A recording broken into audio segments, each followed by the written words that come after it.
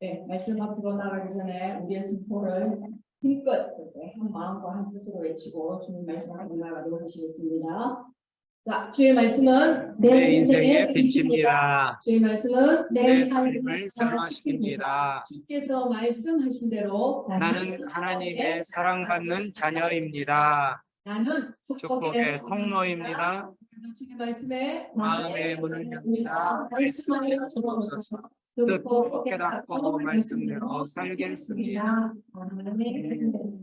자, 주님의 말씀은 우리의 생명의 양식입니다. 또 영의 양식을 날마다 먹고 또한 영도 더욱더 튼튼해지고 또한 강건해지는 성도님들 되시기를 축복합니다.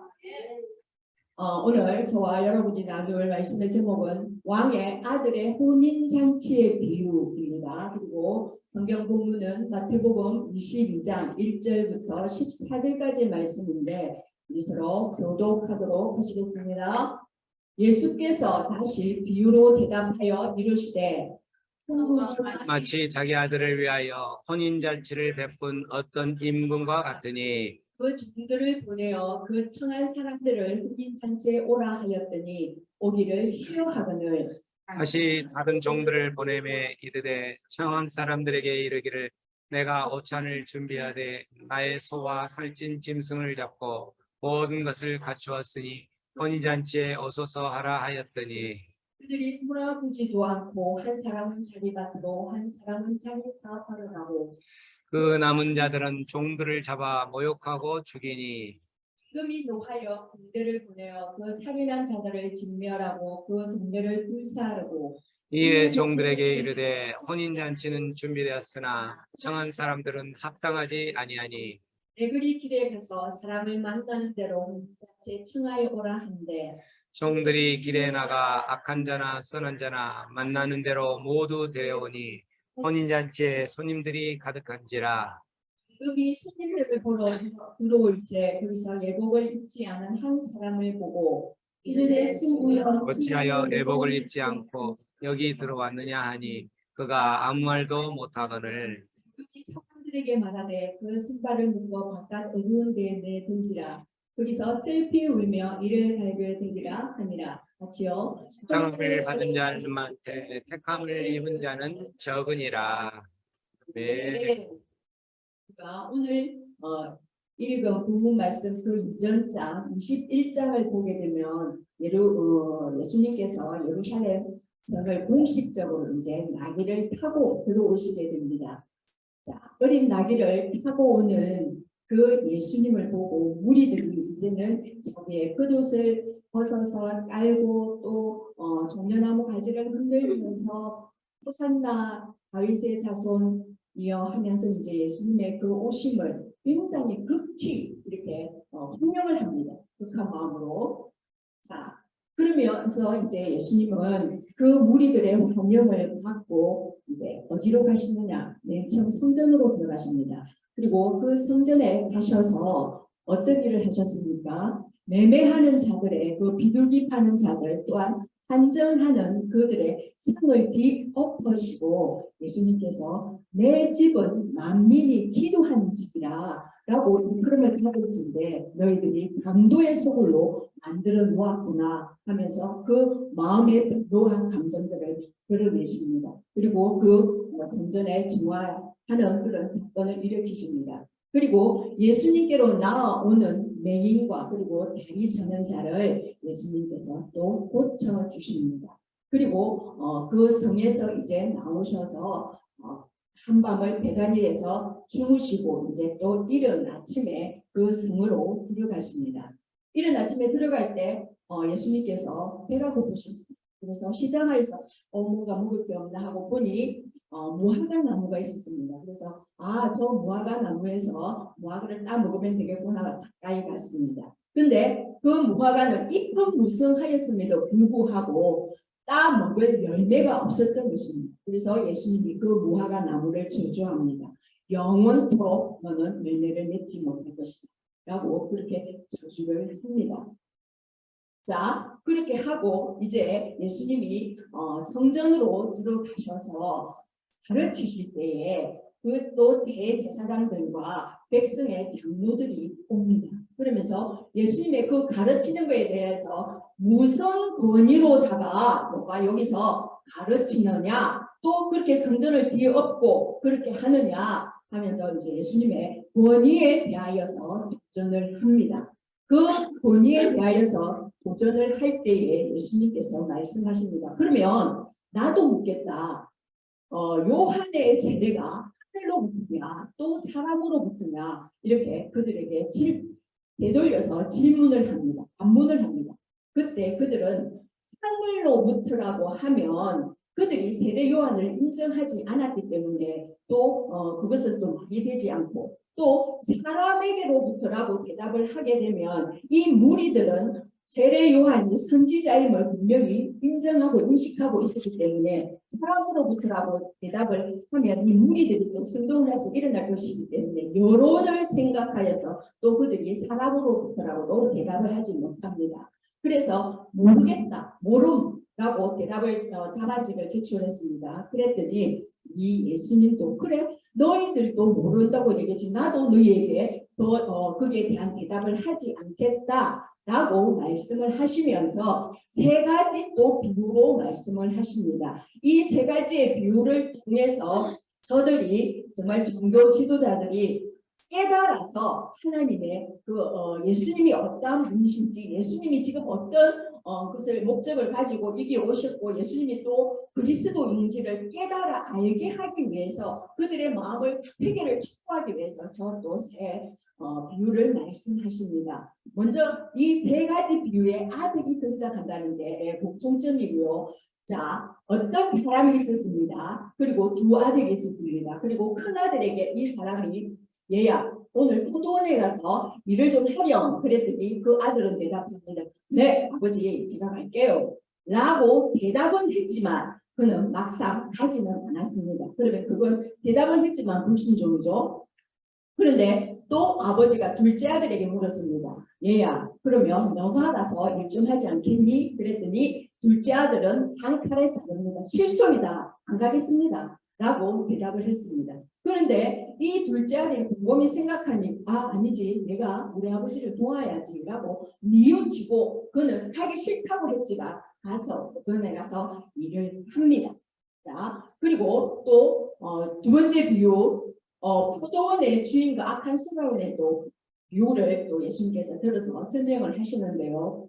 저 포도원의 주인은 굉장히 선한 포도원 주인입니다. 모든 포도원의 것들의 구성을 갖추어 놓고 울타리도 만들고 그리고 또 포도즙을 즙을 짜는 그 틀도 만들고 그리고 망대도 세워 놓고 모든 것을 갖추고 구비해 놓고 그리고 거기에 새를 놓습니다. 그리고 그 소작이 보고 여기서 너가 농사를 지어라 하고 그는 맡겨두고 타국으로 떠나게 됩니다. 그러면 이 소작이는 거기서 열심히 이제 일을 해서 열매를 맺을 그런 시기간이 되었겠죠. 그래서 포도원 주인이 이제는 타국에서 종들을 보냅니다. 소작인에게 가서 이제 열매를 이제 거뒀으니까 그 이제 주인도 다들 고난이 있지 않습니까? 그랬더니 이 소작이는 그 보낸 종들을 때리고 그리고 박해를 하고 심지어는 죽이기까지 합니다. 그래서 이 소작인이 그래? 그리고 이제 또 보냅니다. 더 많은 그런 종들을 또 보냅니다. 그랬더니 똑같이 죽이고 때리고 이렇게 학대를 합니다. 그러자 이 포도원 주인은 참 속이 좋습니다. 처음에 그랬을 때 우리 같은 사람이면 가서 그냥 막 귀엽고 막 이렇게 할 텐데 저 포도원 주인은 두 번까지 계속 참습니다. 그리고 마지막에 종들을 보내서 그런가? 그러면은 내 아들을 보내야 되겠다. 내 아들은 그래도 이렇게 존대를 하지 않겠느냐, 존경하지 않겠느냐. 그래도 포도원 주인의 아들인데 라는 생각으로 이제 아들을 그 포도원에 열매를 구하게 보냅니다. 그랬더니 이 소작인들이 아들이다. 이 아들을 죽이면 이 모든 유산을 우리가 상속을 받겠구나 하고 포도원 밖으로 이 아들을 쫓아내어서 이 아들까지 죽여버립니다. 자, 이제 세 번째 왕의 아들의 혼인잔치의 비유를 통해서 이제 예수님이 또 들려주고자 합니다. 자, 이렇게까지 얘기를 하는데 저들은 과연 어떻게 할까요? 알아들을까요? 자, 오늘 본문 말씀으로 한번 들어가 보기를 원합니다. 자, 오늘 본문 말씀에는 자기 아들을 위해서 잔치를 베풀었던 임금과 같다고 그렇게 천국을 비유합니다. 그런데 그 종들을 보내어서 그 청한 사람들을 본인 잔치에 오라 하였더니 그들이 오기를 싫어한다고 합니다. 자, 고대 근동의 사람을 초청하는 그 방법은 먼저 리스트를 짜서 그 사람들에게 먼저 보냅니다. 그리고 나서 두 번째로 또 확인차 그 청한 사람들에게 또 보냅니다. 그래서 오늘은 저것은 두 번째로 그 종들을 보내서 그것을 확인하는 단계입니다. 그래서 그 본인 잔치에 오라라고 얘기를 했더니 오기 싫어한답니다. 보통 사람이 초청하는 것도 아니고 왕이 그것도 왕의 아들의 혼인 잔치에 이들을 초청을 하는데 이렇게 이 정도 되면 거의 귀빈이지 않겠습니까? 귀족이고 그 나라에. 그런데 감히 왕이 초청을 하는데 오기 싫다합니다. 그래서 다시 다른 종들을 보내서 이 임금이 내가 저들에게 뭔가 격이 맞지 않는 초청을 했나? 그래서 격이 좀 격조가 있는 종들을 보내서 하인들을 보내서 그 사람들을 또 초청을 합니다. 어떻게 해요? 내가 온전을 준비하되 나의 소와 살찐 짐승을 잡고 주었으니 본인 잔치에 오소서 이렇게 요청을 합니다. 제발 플리즈 이렇게 오라고 그렇게 이제 왕이 종들을 보내서 그렇게 청을 합니다. 자, 그랬는데 이들의 반응은 어떠합니까? 그들이 돌아보지도 않고 한 사람은 자기 밭으로, 한 사람은 자기 사업으로 그렇게 갔다고 합니다. 자, 그들의 왕은 누구입니까? 그들의 왕은 그들이 하고 있는 그 생업, 거기에서 뭔가 소득을 창출하고 나의 먹고 사는 어떤 그것, 그 만몬이 그들의 왕이었던 것입니다. 그래서 왕이 초청을 했음에도 불구하고 그 왕의 명령에는, 그 왕의 초청에는 응하지 않고 나의 왕인 그 만몬, 그것을 따라서 나의 어떤 그 소득을 위해서, 그 소득의 창출을 위해서, 나의 어떤 먹고 사는 그 입에 풀칠하는 그것을 위해서 그들은 따라갔다는 것입니다. 돌아보지도 않고. 그런데 그렇게 간 사람들도 있고 또 그 남은 자들은 그 종들을, 보낸 종들을 잡아서 모욕하고 죽였다.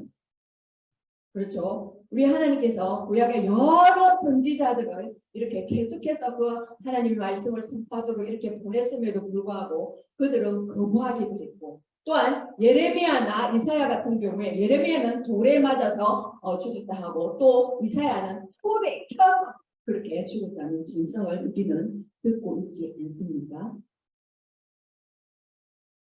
자, 그리고 같은 본문을 누가복음에서는 이렇게 표현하고 있습니다. 자, 잔치할 시각에 그 청하였던 자들에게 종을 보내어 이르되 오소서 모든 것이 준비되었나이다 했음에도 불구하고 다 일치하게 다양하여서 한 사람은 이르되 나는 밭을 샀으니 또 어떤 한 사람은 이르되 나는 소 5겨리를 샀으니 또 한 사람은 이르되 나는 장가 들었으니. 자, 우리가 전도를 할 때 흔히 듣는 그런 말들이지 않습니까? 나 가게 문 열어야 돼. 내가 그 시간에 가서 가게 문을 열면 얼마를 버는데 그 시간에 할 일 없이 교회에 앉아서 되지도 못하는 말을 듣고 있으라고? 아예 나 그렇게 못해. 시간 많은 당신이나 가서 얘기 듣고 복 많이 받아서 라는 그런 이야기들을 우리가 전도할 때 흔히 듣는 이야기지 않습니까? 그리고 또 남편들에게 여보 당신이 와서 말씀 들으세요 하면 당신이 우리 가정의 대표로 그렇게 열심히 다니는데 당신 천국 갈 때 나 그 치마자락 들고 갈게 라는 사람들, 그죠? 예수님은 그 모든 상황들을 다 보셨다는 거죠. 그리고 미리 그거에 대하여서 그렇게 거부하는 거에 대하여서 마음 아파하지 마라 라고 미리 우리에게 말씀해 주는 것 같습니다.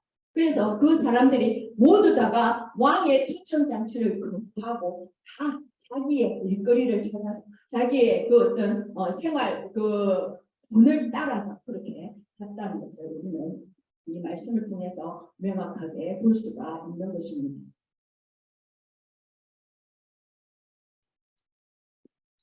그러자 임금이 이제 그 참고 참았던 그 임계쯤에 이제 도달하고 더 이상은 안 되겠다. 그래, 그러면 내가 이제 군대를 보내서 그 살인한 자들을 진멸하고 그 동네를 불사르고 이제는 심판을 하시겠다는 것입니다. 거기에 대한 대가를 이제는 지불하시겠다. 그래, 너희들이 그렇게 내가 많은 선지자들을 보내서 내 말을 전했음에도 불구하고 너희들이 그 초청에 응하지 않고 나를 거부하고 돌아보지도 않고 내 말을 귓등으로 듣고 그렇게 보냈다고. 자, 이제는 내가 분명히 살아있음을 내가 이제는 심판하겠다라고 그렇게 하나님께서 말씀을 하시는 겁니다. 임금이 노하여서 이제 군대를 보냅니다. 자, 이 일은 이제 그 실제적인 그 역사 속에서 일어난 AD 70년경에 티투스 장군이 이끈 그 로마의 군대에 의해서 예루살렘의 성지들이 파괴될 것을 미리 보고 이제 예수님께서 말씀하신 거고요. 또 멀게는 또 종말의 그때에 이렇게 하실 것을 그렇게 말씀하시는 것이라고 봅니다.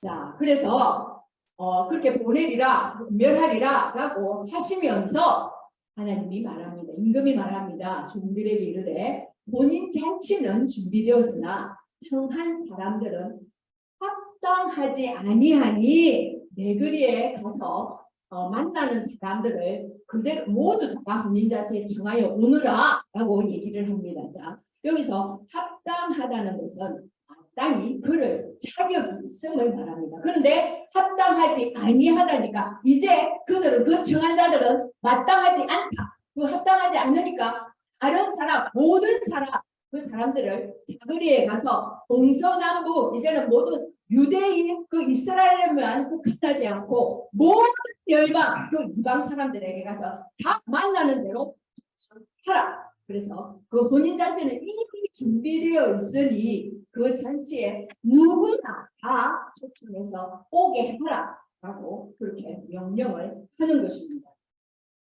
자, 그러자 종들이 이제 말씀을 따라서 길에 나가서 자나 승한 자나 다 만나는 대로 모두 데려오니 혼인 잔치에 손님이 가득하더라라고 말씀합니다. 자, 여기서 악한 자, 선한 자는 사람의 기준에서 악한 자고 선한 자지 기준에서는 모두가 다 악한 것입니다. 그래서 이들이 규정 짓고 있는 그 악한 자, 세리나 창기나 이런 것들의 죄인이라고 저들이 구분 지었지 않습니까? 그런 사람들 나누지 마라. 모두가 초청해라. 라고 그렇게 말씀을 합니다. 자, 로마서 말씀에도 보게 되면 그 이방인의 충만한 수가 들어오기까지 하나님께서 참으신다고 그렇게 말씀을 하셨습니다. 그래서 하나님이 원하시는 그 숫자가 찰 때까지 하나님은 기다리시고 그 수가 찼을 때에 하나님의 심판의 날, 진노의 날은 다가온다는 것입니다. 그래서 혼인잔치에 손님이 이제 가득한지라 라고 말씀합니다. 자, 아까 누가복음에서도 이제 종이 와서 주인에게 보았을 때 집주인이 모두 다 시내 거리로 빨리 나가서 그 시내 거리에서 골목으로 나가서 가난한 자, 몸 불편한 자, 맹인들, 전원자 모두 구별하지 말고 데려오느라, 다 초청하거라 라고 누가복음에서도 저는 본문에서 그렇게 말씀을 합니다. 자, 그래서 임금이 이제 그 초청잔치에서 이제 혼인잔치에서 모두가 다 가득 찼지요. 그래서 임금이 이제 들어옵니다. 그 잔치 안으로 들어와서 딱 불러보니 예복을 입지 않은 사람이 있었던 겁니다. 자, 임금이 베푼 혼인잔치입니다. 그런데 마땅히 거기에 격에 맞는 예복을 입어야 할 텐데 이 사람은 그 예복을 입지 않았다고 합니다. 우리가 보통 시민들의 그 결혼 잔치에서도 예단이라는 것을 보내지 않습니까? 그래서 얼마를 주면서 그러면 그 예단을 받은 사람은 그 혼인 잔치에 합당하게 그 또 예복을 갖추어서 그렇게 우리들도 가는 문화가 있지 않습니까? 그런데 분명히 여기는 임금의 아들의 혼인 잔치입니다. 그러면 그 임금이 못해도 그게 봤을 때 그게 예복을 갖추지 못했을 때는 그 임금이 예식장에 들어가기 전에 분명히 거기에 맞는 예복이 준비되어 있었을 것입니다. 그러면서 그 예복을 보냈을 텐데 이 사람은 그것을 입지 않았던 것입니다. 입지 않았다는 것입니다. 그걸 어떻게 발견할 수 있느냐? 이러되 12절에 보면 친구여 어찌하여 예복을 입지 않고 여기 들어왔느냐? 라고 물어봤다는 것입니다. 그렇다면 그 이전에 뭔가 준비할 수 있는 과정이 분명히 있었다는 것입니다. 그런데 이 사람은 그 과정을 거치지 않았습니다. 그리고 그 예복을 입지 않았습니다. 그래서 그렇게 물으니 그가 뭐라 합니까? 아무 말도 못합니다. 유구무원입니다. 왜냐하면 변명할 여지가 없다는 거죠. 분명히 그때 예복을 입으라고 뭔가를 예복을 준비해서 줬을 텐데 이는 그 예복을 입지 않았습니다. 그래서 본인이 그것을 거부했기 때문에 아무 말도 못했다는 겁니다. 그때 임금은 그 손발을 묶어 바깥 어두운 데에 내던지라. 거기서 슬피 울며 이를 달게 되리라. 이렇게 말씀합니다. 이가 분명히 그렇게 회개할 기회도 있었고 그렇게 할 어떤 그 기회를 줬음에도 불구하고 이는 그것을 받아들이지 않았다는 것입니다. 그래서 그 기회를 다 놓쳐버린 것입니다. 그래서 임금은 분명히 말합니다. 이를 손발을 묶어 바깥 어두운 데에 내던지라. 거기가 어딥니까? 무적의 지옥, 불못, 그죠? 그래서 그는 거기서 슬피 울며 이를 달게 됩니다. 이미 때는 늦은 것입니다. 우리가 천국을 들어갈 수 있는 그 때는 우리가 우리의 생명을 가지고 살아있는 이 순간입니다. 이 순간에 예수 그리스도를 영접하지 않고 예수 그리스도를 받아들이지 않으면 죽음 그 순간에는 천국을 들어가는 그 천국의 열쇠 키가 비밀번호가 예수 그리스도이기 때문에 그 예수 그리스도를 모른다면 그를 믿지 않는다면 그 예복을 입지 않는다면 그 의의 그리스도의 옷을 입지 않는다면 되지 않는다는 것입니다. 그래서 청함을 받은 자들한테 택함을 입은 자는 적다고 분명히 예수님께서 말씀하셨습니다. 모두가 교회에 출석을 한다고 해서 그가 구원받는다는 것은 우리의 생각이라는 것입니다. 그것은 본인과 하나님이 분명히 하실 것입니다. 자, 여기서 그 예복이 무엇일까요? 자, 이사야 61장에서는 그렇게 말합니다. 구원의 옷, 공의의 겉옷. 그 겉옷을 입어야지 그 혼인잔치에 들어갈 수 있다고 합니다. 그리고 신약에서는 갈라디아서 3장 26절과 27절의 말씀이 나옵니다. 우리 다 같이 한번 읽어봅니다. 시작. 너희가 다 믿음으로 말미암아 그리스도 예수 안에서 하나님의 아들이 되었으니 누구든지 그리스도와 함께 위하여 세례를 받은 자는 그리스도로 입었느니라. 네, 그렇습니다. 그리스도로 옷 입어야 된다고 합니다. 그리고 로마서 13장에도 분명히 오직 주 예수 그리스도로 옷 입고 정욕을 위하여 육신의 일을 하지 말라라고 말씀하셨습니다. 분명히 그 예복이 무엇이라고 말합니까? 예수 그리스도의 옷이라고 말합니다. 그래서 그 예복은 예수 그리스도의 그 의의 옷, 그 보혈의 옷, 그 보혈로 말미암아서 우리의 모든 죄가 정말 주홍같이도 붉었던 진홍 같은 그 죄가 예수 그리스도의 보혈로 말미암아서 깔끔하게 정말 양털같이 그렇게 하얗게 그렇게 대속이 되어졌다는 것입니다. 그것을 믿는 자만이 그 그리스도의 대속의 옷을 입은 자만이 하나님 나라에 합당한 자로 오늘 말씀을 해주는 것입니다. 우리는 정말 저 말씀을 깊이 그렇게 새겨들어야 할 줄을 믿습니다. 자, 그래서 청함을 받은 자는 많되 택함을 입은 자는 적으니라 라고 말씀을 합니다. 우리 자녀들의 그 신앙도 점검하시기를 바랍니다. 교회만 출석하고 있다고, 교회만 발걸음하고 있다고 그들의 신앙이 정말 택함 받은 자의 신앙인지 날마다 점검해야 될 줄을 압니다. 그리할 때 정말 우리 아이들이 또한 우리가 알고 있는 우리 모든 그 곁에 있는 가족들 또한 지인들이 청함을 받았으나 정말 택함을 입은 자로서의 그 삶을 생각할 수 있도록 그렇게 날마다 함께 점검하고 또 근면하면서 끝까지 정말 하늘나라에 들어갈 수 있는 그런 자들로서 세워질 수 있도록 우리가 그 역할을 해야 될 줄을 믿습니다. 자, 오늘 이 비유를 양용희 교수님은 마태복음 어떻게 이렇게 읽어야 하나라는 책에 대해서 이렇게 또 표현을 하고 있습니다. 네 가지의 우리가 밭에 대해서 배우지 않았습니까? 자, 그 밭이 길가밭, 돌짝밭, 가시덤불밭, 좋은 밭이 있는데 그 길가밭과 돌짝밭 그리고 가시덤불밭은 초대된 자들 중에서 택함을 받지 못한 자들이라고 그렇게 정의를 해주고 있습니다. 일단 길가밭은 초대에 처음에 거절한 그들이고요. 그리고 돌짝밭과 가시덤불밭은 초대에 응했지만 회복을 받지 않은 자. 그들을 지칭한다고 그렇게 말씀합니다. 그리고 좋은 밭은 초대에도 응해서 그리고 그 초대에 응한 정말 겸손한 마음을 가지고 예수 그리스도의 그 옷을 입은 자들로서 택함을 입었다라고 그렇게 표현을 해주셨습니다. 그래서 좋은 밭은 어떻게 했습니까?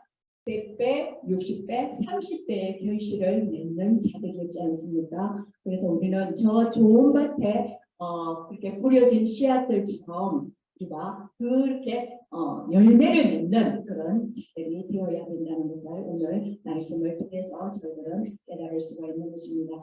자, 말씀을 정리하도록 하겠습니다. 자, 오늘 말씀을 통해서 정말 천국 잔치를 반응하는 삶이 어떠한 삶이 되어야 되는지는 우리가 선명하게 또 뚜렷하게 들었을 줄 압니다. 천국은 이미 모든 것이 준비된 잔치입니다. 우리가 천국을 위해서 준비할 것은 없습니다. 천국은 이미 하나님 아버지께서 그 왕 대신 하나님께서 이미 준비해놓고 구비해 놓은 그 곳입니다. 그곳은 구원과 의와 평안과 희락이 있는 그런 곳입니다. 자, 그렇다면 그곳에 초청받은 우리는 그곳에 합당하게 반응을 해야 된다는 것입니다. 아까 앞에서 합당이라는 그 단어가 어떠한 것이라 했습니까? 마땅히 그 자격에 맞는 것을 합당이라고 하지 않았습니까? 그렇다면 우리는 그 천국 초청 잔치에 응한 자답게 그렇게 합당하게 반응을 해야 된다는 것입니다. 그 반응은 어떠한 것입니까? 하나님은 왕이십니다. 하나님은 나의 왕이십니다. 그렇게 경외하며 예배자의 삶을 살아야 한다는 것입니다. 그리고 그 천국 잔치에 합당하도록 정말 거기에 들어갈 수 있도록 그 예복인 그리스도로 옷 입어야 된다는 것입니다.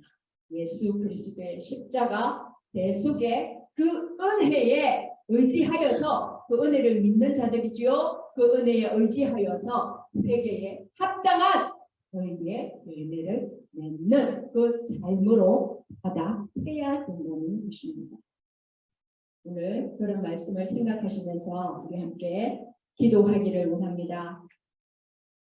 정말 나의 삶이 하나님께서 보시기에 아름다운 삶인가, 그 회개에 합당한 의의 열매를 맺어가는 그 삶을 내가 살아드리고 있는지, 내가 예배자로서 그 예배자의 삶을 온전히 살아내려고 정말 치며 그렇게 살아가고 있는지 우리의 삶을 그렇게 점검하며 정말 오늘 매일성의 본문 말씀처럼 내가 지식에만 능하고 그 삶으로는 도저히 이루어지지 않는 그런 외식하는 자는 아닌지 다시 한번 돌아보는 시간을 갖기를 원합니다. 우리 한번 함께 주여 외치고 기도하기를 원합니다.